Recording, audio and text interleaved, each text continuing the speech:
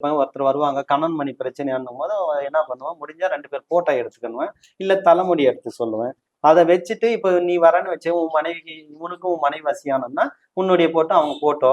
அதுல வந்து நம்ம அந்த சக்கரத்தை எழுதி கணபதி சக்கரம், மோகினி சக்கரம் 2த்தையும் கூட எழுதணும். எழுதி அதுல நம்ம அந்த வசிமை தடவி, இவங்க 2 பேர் பொருள் அதுல வச்சுட்டு, நெகம், காலடி மண்ணு வச்சுட்டு 2 பேர் வச்சு இன்னாருக்கு இன்னார் வசியானோம்.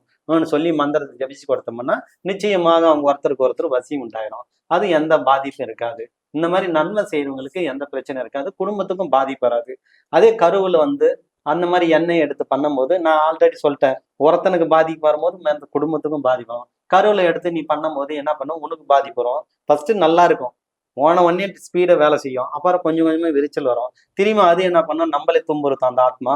அடுத்து அதே ஆப்போசிட் ஆகும். அப்புறம் வீட்டுல இருக்கிறவங்க எல்லாம் பிரச்சனை வரும். அப்புறம் வீட்டுல தரித்திரம் முடிச்சு அந்த வீட்டுல என்ன பண்ண தெய்வ தேவதைகள்லாம் ஓடிடும். ஏன்னா நீ கூட்டு வந்துக்கிறது என்ன ஆன்மா, எவனோ செத்து போன அவனுடைய எண்ணம் அது.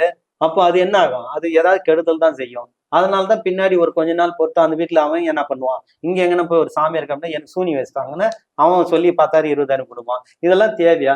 போய் நீங்க ஃபர்ஸ்ட் என்ன பண்ண, மூலிகையில பண்றியா இல்ல கருவில பண்றியான்னு ஃபர்ஸ்ட் ஆராய்ச்சி பண்ணிட்டு போகணும் என்னை பொறுத்த வரையும்.